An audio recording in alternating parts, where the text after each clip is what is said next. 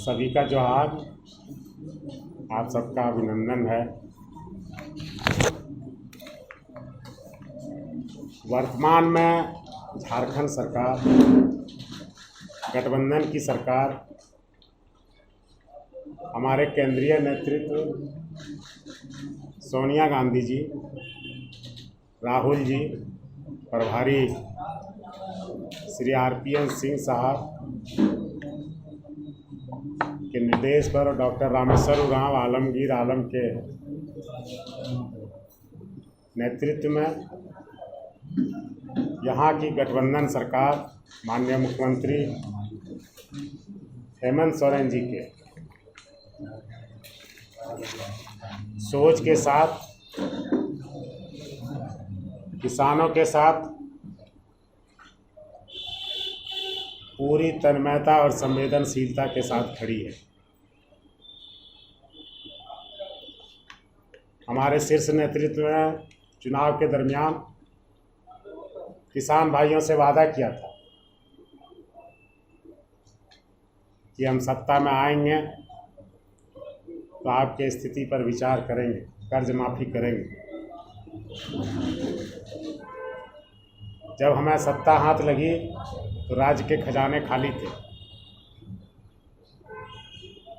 और फिर आपने देखा होगा कि पूरा विश्व, यह देश, यह राज्य लगातार 2 सालों तक कोरोना से लड़ता रहा, और उससे अभी तक पूरी तरह हम उभरे हुए नहीं हैं। लेकिन बावजूद हमने जीवन बचाने के साथ साथ जीविका को भी चलाने का जो माननीय मुख्यमंत्री जी का निर्देश था, हमारे राष्ट्रीय नेतृत्व का मार्गदर्शन था, हम सभी ने काम करना शुरू किया। कल तक के जो आंकड़े हैं ऋण माफ़ी में, कई आरोप उन लोगों के द्वारा लगाया गया जिनके पास इस राज्य के सत्ता की चाबी तकरीबन 18 सालों तक रही, लेकिन कभी भी 1 रुपया किसानों के कर्ज माफ़ी के रूप में फैसले नहीं लिए गए। आज जो कर्ज माफ़ी पर हमें घेरते हैं, उनसे हम पूछना चाहते हैं कि 18 सालों में आपने 1 रुपया का कर्ज माफ़ी किया हो, आंकड़े आपके पास हो तो आप दिखा दें। 2 लगातार सालों में 53 और 56% की प्राप्ति हुई, और उस पैसे के भुगतान में कितने महीने चक्कर लगाने पड़े, इस बात को आप बखूबी जानते हैं, मैं नहीं बताना चाहता। फिर वर्तमान सरकार कोविड और 1 और 2 से लड़ते हुए, तमाम पाबंदियों को सहते हुए किसानों को उत्साह देने का काम किया, और 40 से सीधे 60,85,000 क्विंटल का लक्ष्य रखा। और मैं आपको बता दूं, और हमने साल इस गाइडलाइन के होते हुए हमारे विभाग के अधिकारियों ने, पैक्स के लोगों ने,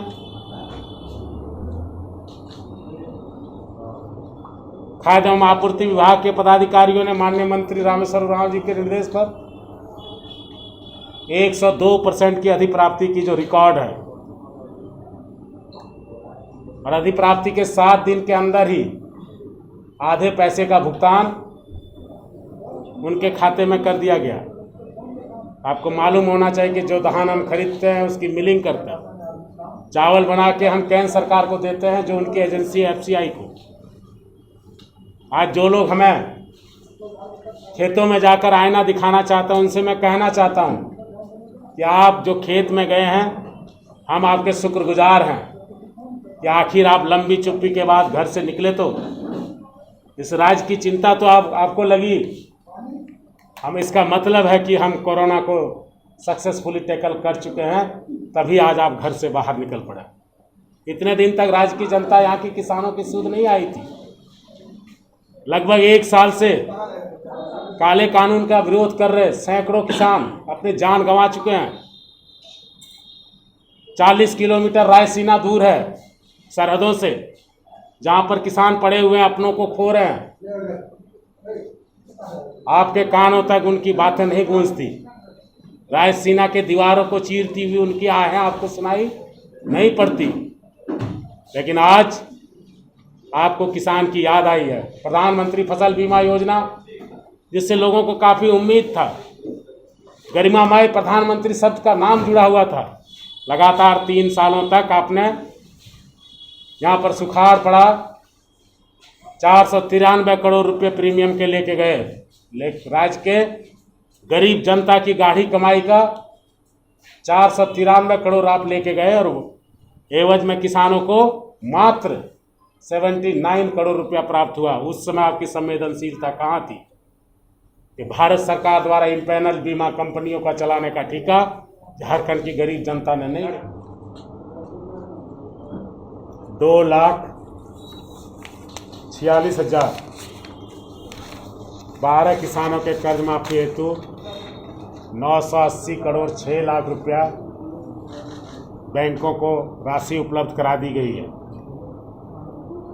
ये सारे लोग को सिर्फ नहीं ऋण माफी देना है, इन्हें फिर से केसीसी से आच्छादित भी करना है, एक अपॉर्चुनिटी उनको जीने के लिए फिर से देना। और हम लोग कृत संकल्प हैं।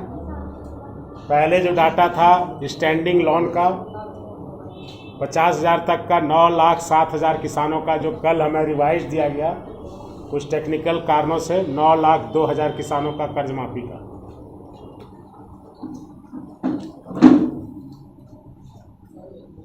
इसके लिए सरकार कृत संकल्प है। हम आपको बता दें कि बहुत सारे ऐसे केसीसी लोन दिए गए हैं जिनका आधार लिंकेज नहीं है, और अभी भी जो प्रगति रिपोर्ट है वो कोई ज़्यादा उत्साहवर्धक नहीं है। हम बैंकों के साथ लगातार मीटिंग कर रहे हैं, उन पर दबाव दे रहे हैं, और हमारे सचिव ने कड़ा निर्देश दिया है कि आप डाटे को अप टू डेट करके उपलब्ध कराओ, ताकि विपत्र के सहित उनके खाते में पैसे हम भेज सकें। KYC के लिए प्रज्ञा केंद्रों के अलावा बैंकिंग कॉरेस्पॉन्डेंट को भी लगाने का निर्देश विभागीय स्तर पर बैंकों को जा चुका है।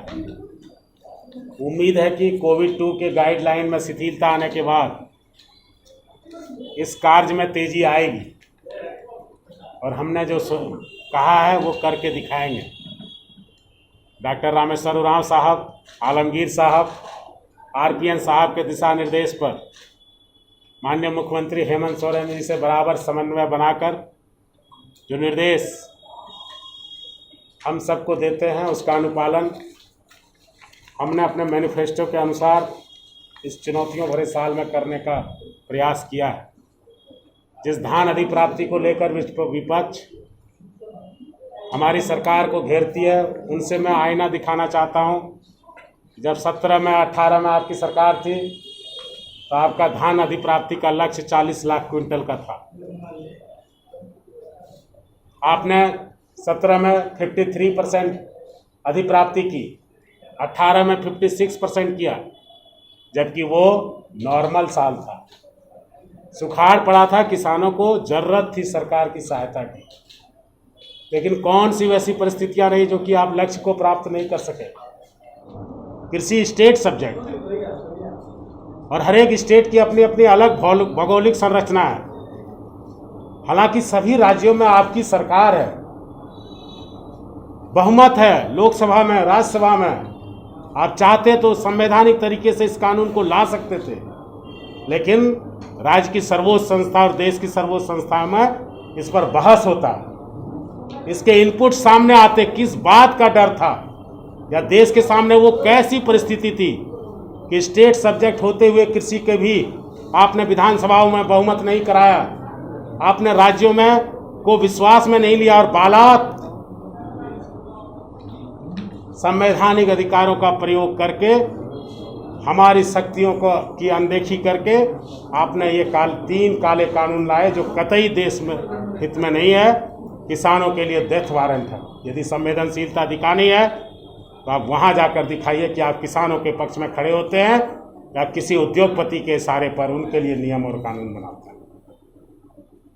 मुझे किसान भाइयों से एक चीज़ ही कहना है कि मैं खुद किसान का बेटा हूँ, और जब जब किसानों के लिए यह देश खड़ा हुआ है तो कांग्रेस की नेतृत्व वाली सरकार, चाहे वो खुद से हो, गठबंधन से हो, UPA 1 में भी आपने देखा होगा कि कैसे 72,000 करोड़ रुपए की ऋण माफी पूरे देश में दी गई थी, जिससे 4.5 करोड़ किसानों को फायदा हुआ था लगभग।